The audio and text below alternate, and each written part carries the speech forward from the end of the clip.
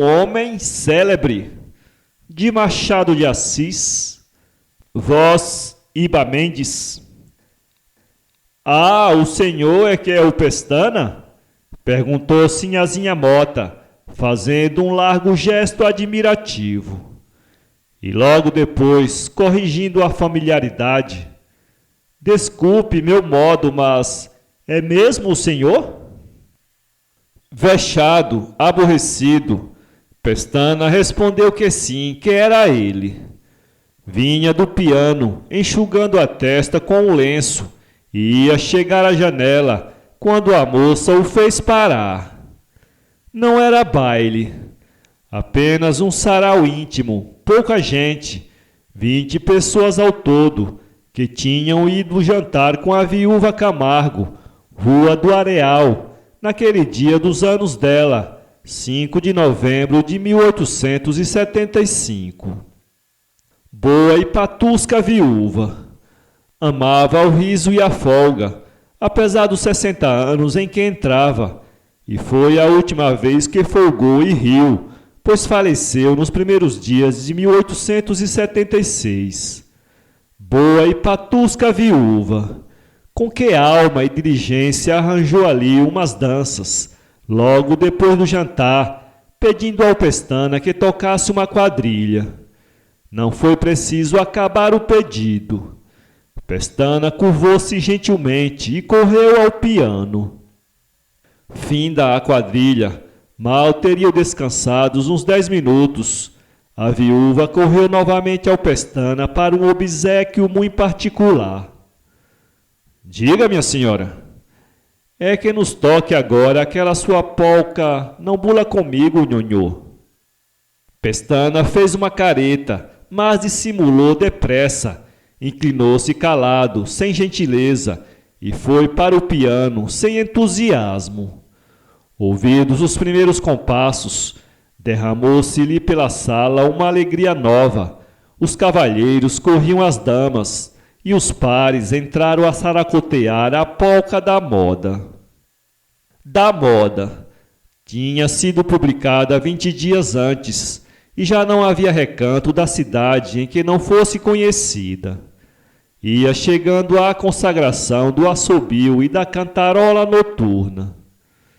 Sinhazinha Mota estava longe de supor que aquele Pestana, que ela vira à mesa de jantar e depois ao piano, metido numa sobrecasaca cor de rapé, cabelo negro, longo e cacheado, olhos cuidosos, queixo rapado, era o mesmo Pestana compositor.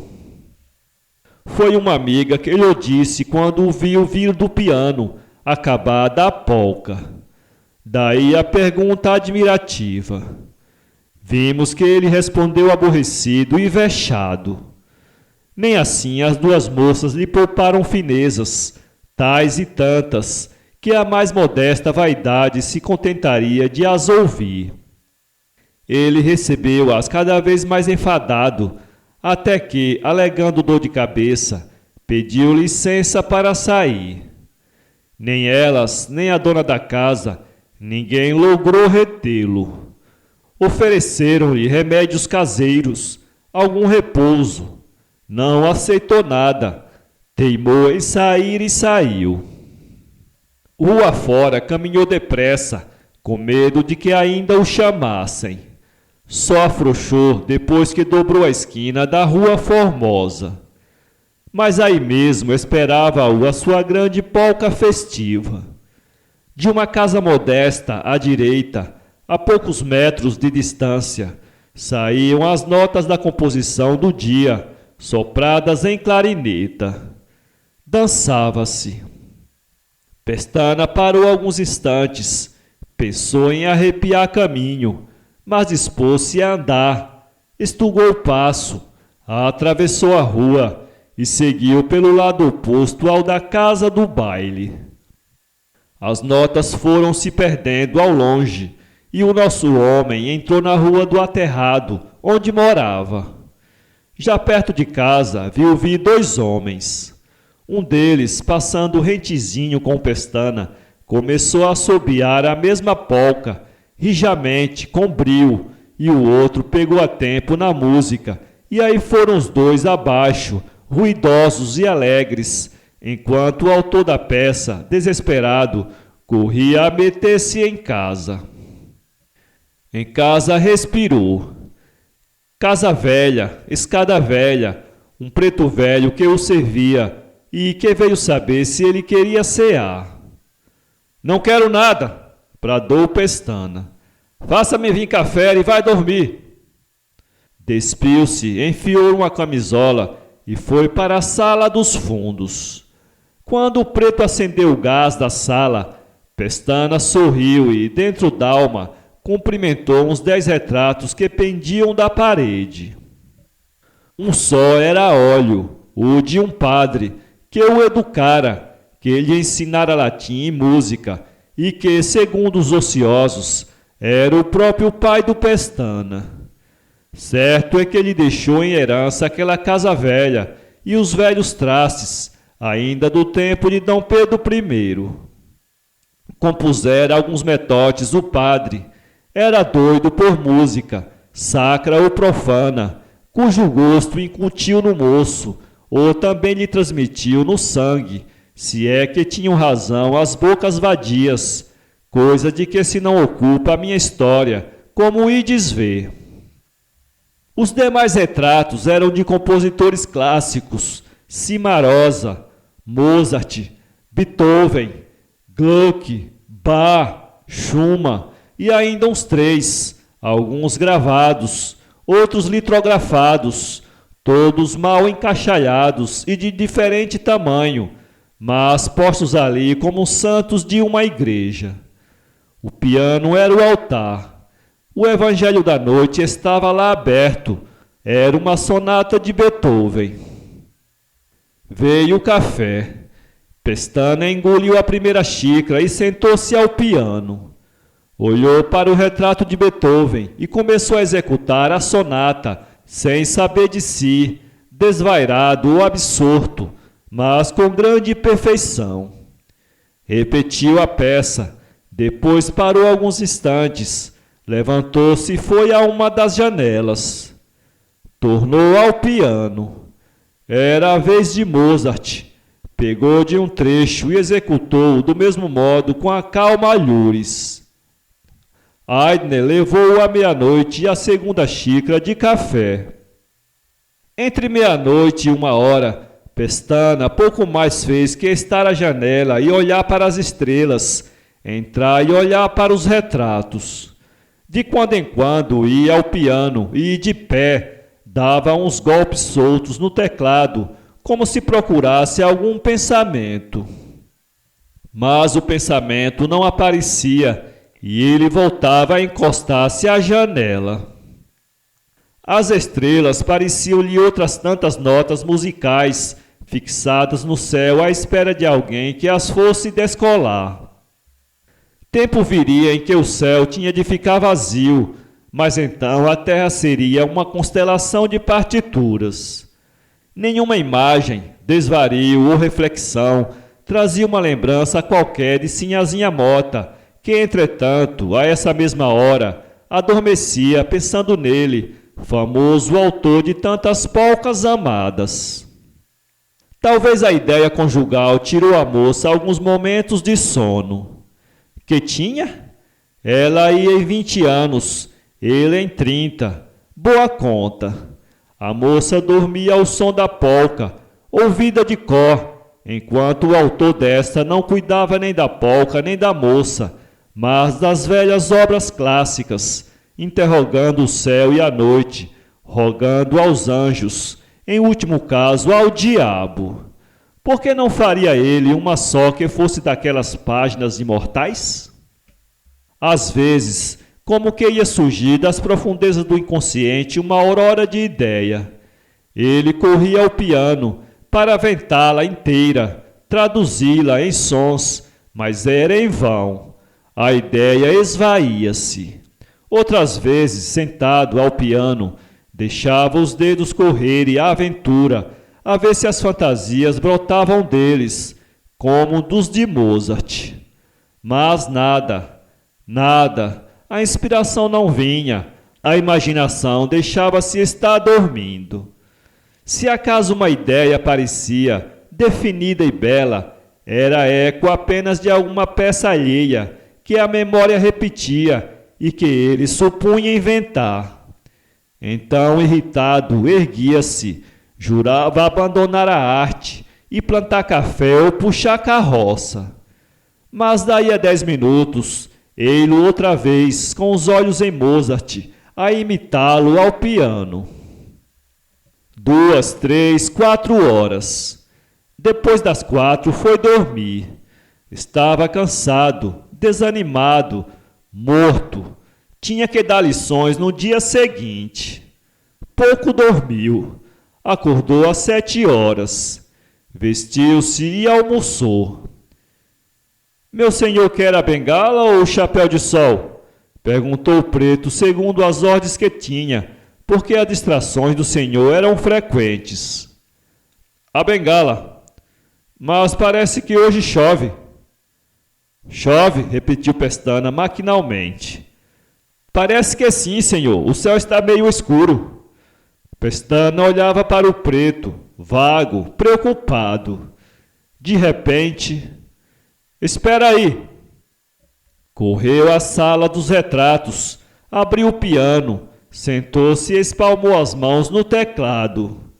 Começou a tocar alguma coisa própria, uma inspiração real e pronta, uma polca buliçosa, como dizem os anúncios. Nenhuma repulsa da parte do compositor. Os dedos iam arrancando as notas, ligando-as, maneando-as. Disse-ia que a musa compunha e bailava há um tempo. Pestana esquecera as discípulas, esquecera o preto, que o esperava com a bengala e o guarda-chuva, esquecera até os retratos que pendiam gravemente da parede. Compunha só, teclando ou escrevendo, sem os vãos esforços da véspera, sem exasperação, sem nada pedir ao céu, sem interrogar os olhos de Mozart. Nenhum tédio. Vida, graça, novidade escorriam-lhe da alma como de uma fonte perene. Em pouco tempo estava a polca feita. Corrigiu ainda alguns pontos, quando voltou para jantar, mas já a cantarolava andando na rua. Gostou dela. Na composição recente e inédita circulava o sangue da paternidade e da vocação. 2 dias depois foi levá-la ao editor das outras polcas suas, que andariam já por umas 30. O editor achou-a linda. Vai fazer grande efeito. Veio a questão do título. Pestana, quando compôs a primeira polca, em 1871, quis dar-lhe um título poético. Escolheu este: Pingos de Sol. O editor abanou a cabeça e disse-lhe que os títulos deviam ser já de si destinados à popularidade, ou por alusão a algum sucesso do dia, ou pela graça das palavras. Indicou-lhe 2. A lei de 28 de setembro, ou Candongas não fazem festa. Mas que quer dizer candongas não fazem festa? Perguntou o autor. Não quer dizer nada, mas populariza-se logo. Pestana, ainda donzel inédito, recusou qualquer das denominações e guardou a polca, mas não tardou que compusesse outra, e a comichão da publicidade levou-o a imprimir as duas, com os títulos que o editor parecesse mais atraentes ou apropriados. Assim se regalou pelo tempo adiante. Agora, quando Pestana entregou a nova polca e passaram ao título, o editor acudiu que trazia um, desde muitos dias, para a primeira obra que ele lhe apresentasse, título de espavento, longo e maneado. Era este: Senhora Dona, guarde o seu balaio.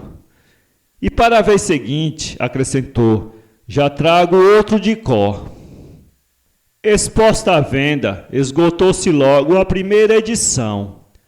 A fama do compositor bastava à procura. mas a obra em si mesma era adequada ao gênero, original, convidava a dançá-la e decorava-se depressa. Em 8 dias estava célebre.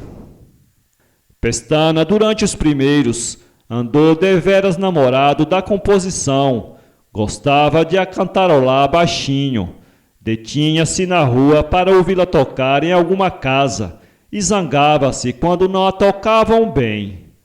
Desde logo, as orquestras de teatro a executaram e ele lá foi a um deles. Não desgostou também de a ouvir assobiada uma noite por um vulto que descia a rua do aterrado. Essa lua de mel durou apenas 1/4 de lua. Como das outras vezes, e mais depressa ainda, os velhos mestres retratados o fizeram sangrar de remorsos. Vexado e enfastiado, Pestana arremeteu contra aquela que o vira consolar tantas vezes, musa de olhos marotos e gestos arredondados, fácil e graciosa.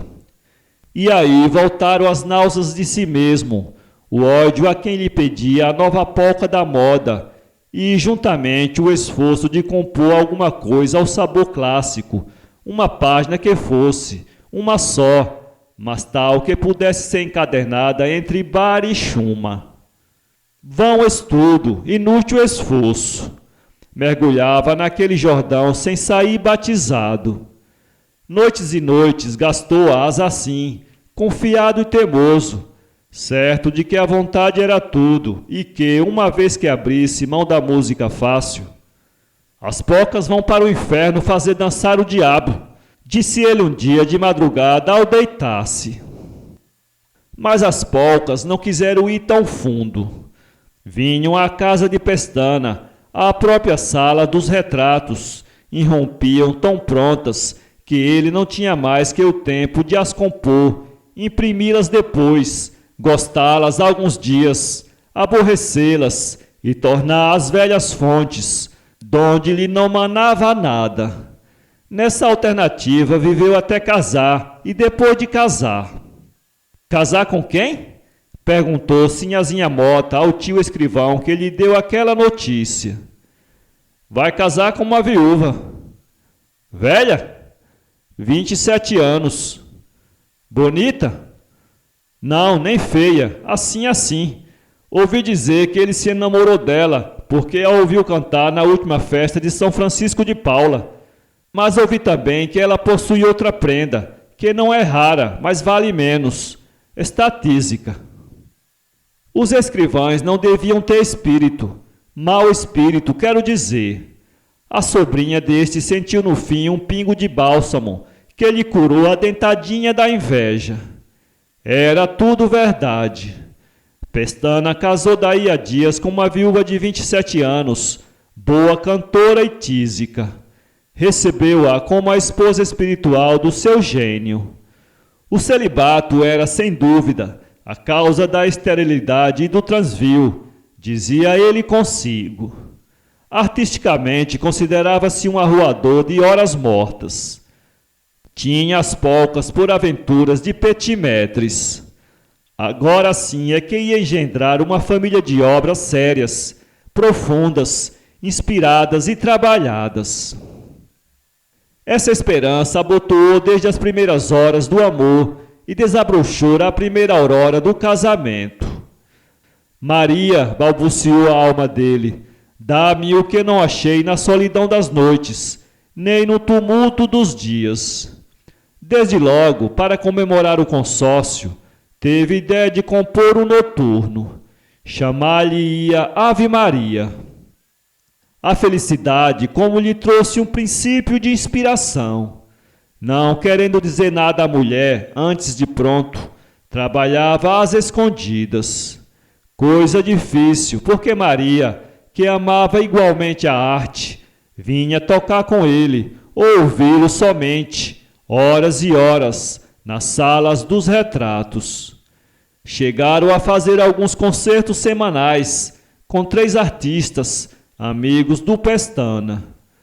Um domingo, porém, não se pôde ter o marido e chamou a mulher para tocar um trecho do noturno.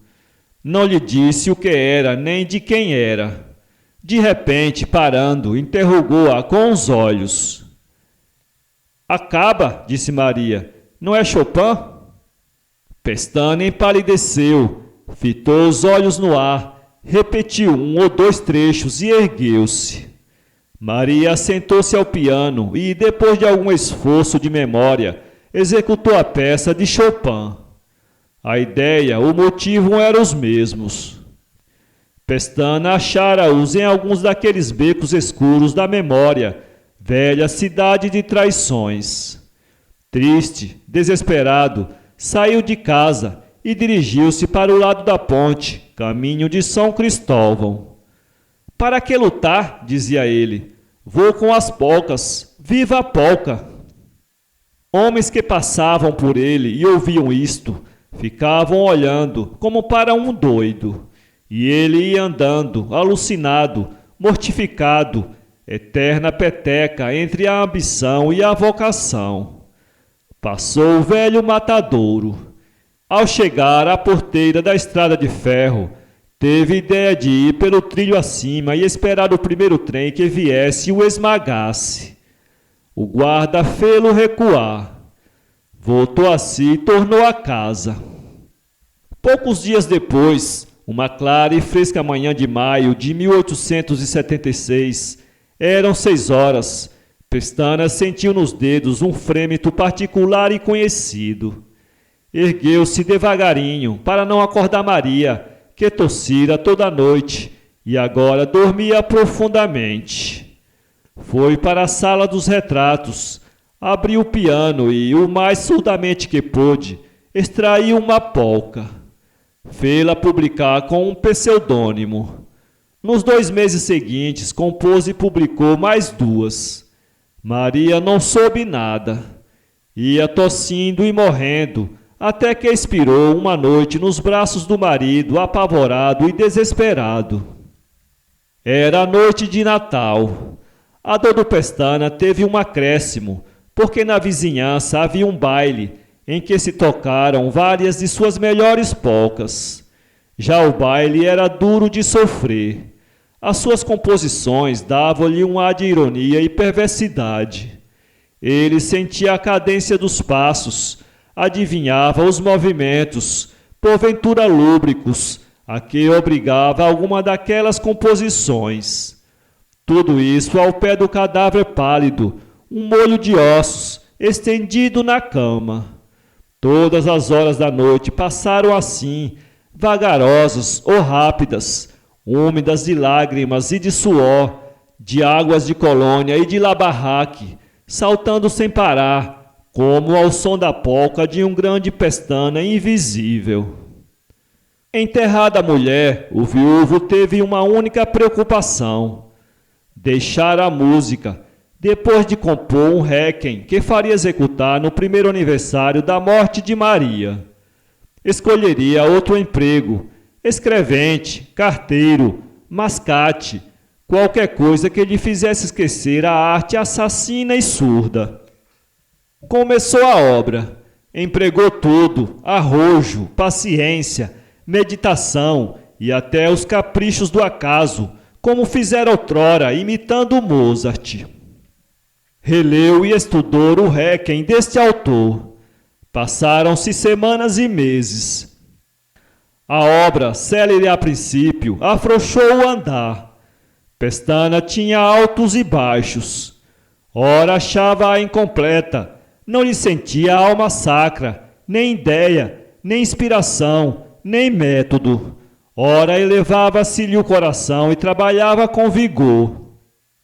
8 meses, 9, 10, 11, e o réquiem não estava concluído. Redobrou de esforços. Esqueceu lições e amizades. Tinha refeito muitas vezes a obra, mas agora queria concluí-la, fosse como fosse. 15 dias, 8, 5, a aurora do aniversário veio achá-lo trabalhando. Contentou-se da missa rezada e simples, para ele só. Não se pode dizer se todas as lágrimas que lhe vieram sorrateiramente aos olhos foram do marido ou se algumas eram do compositor. Certo é que nunca mais tornou ao Requiem. Para quê? Dizia ele a si mesmo. Correu ainda um ano. No princípio de 1878 apareceu-lhe o editor. Lá vão 2 anos, disse este, que nos não daram a da sua graça. Toda a gente pergunta se o senhor perdeu o talento. Que tem feito? Nada. Bem sei o golpe que o feriu, mas lá vão 2 anos. Venho propor-lhe um contrato, 20 e poucas durante 12 meses. O preço antigo e uma porcentagem maior na venda. Depois, acabado o ano, podemos renovar. Pestana assentiu com um gesto. Poucas lições tinha. Vender a casa para saldar dívidas, e as necessidades iam comendo o resto, que era assaz escasso. Aceitou o contrato. Mas a primeira polca há de ser já, explicou o editor. É urgente. Viu a carta do imperador ao Caxias? Os liberais foram chamados ao poder. Vão fazer a reforma eleitoral. A polca há de chamar-se Bravos à Eleição Direta.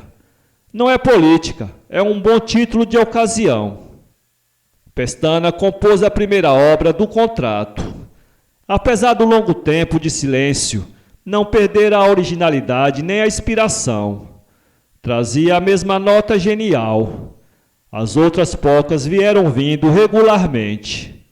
Conservara os retratos e os repertórios, mas fugia de gastar todas as noites ao piano para não cair em novas tentativas. Já agora pedia uma entrada de graça. Sempre que havia alguma boa ópera ou concerto de artista, metia-se a um canto, gozando aquela porção de coisas que nunca lhe haviam de brotar do cérebro. Uma ou outra vez, ao tornar para casa, cheio de música, despertava nele um maestro inédito. Então sentava-se ao piano e, sem ideia, tirava algumas notas, até que ia dormir, 20 ou 30 minutos depois. Assim foram passando os anos, até 1885. A fama do Pestana dera-lhe definitivamente o primeiro lugar entre os compositores de polcas. Mas o primeiro lugar da aldeia não contentava a este César, que continuava a preferir-lhe não o segundo, mas o 100º em Roma. Tinha ainda as alternativas de outro tempo acerca de suas composições. A diferença é que eram menos violentas. Nem entusiasmo nas primeiras horas, nem horror depois da primeira semana. Algum prazer e certo fastio. Naquele ano apanhou uma febre de nada, que em poucos dias cresceu, até virar perniciosa. Já estava em perigo quando lhe apareceu o editor, que não sabia da doença, ia dar-lhe notícia da subida dos conservadores e pedir-lhe uma polca de ocasião. O enfermeiro, pobre clarineta de teatro, referiu-lhe o estado do Pestana, de modo que o editor entendeu calar-se. O doente é quem instou para que lhe dissesse o que era. O editor obedeceu. Mas há de ser quando estiver bom de todo, concluiu. Logo que a febre decline um pouco, disse o Pestana. Seguiu-se uma pausa de alguns segundos. O clarineta foi pé ante pé preparar o remédio. O editor levantou-se e despediu-se. Adeus. Olhe, disse o Pestana, como é provável que eu morra por esses dias. Faço-lhe logo 2 polcas. A outra servirá para quando subirem os liberais. Foi a única pilhéria que disse em toda a vida, e era tempo, porque expirou na madrugada seguinte, às 4h05, bem com os homens e mal consigo mesmo.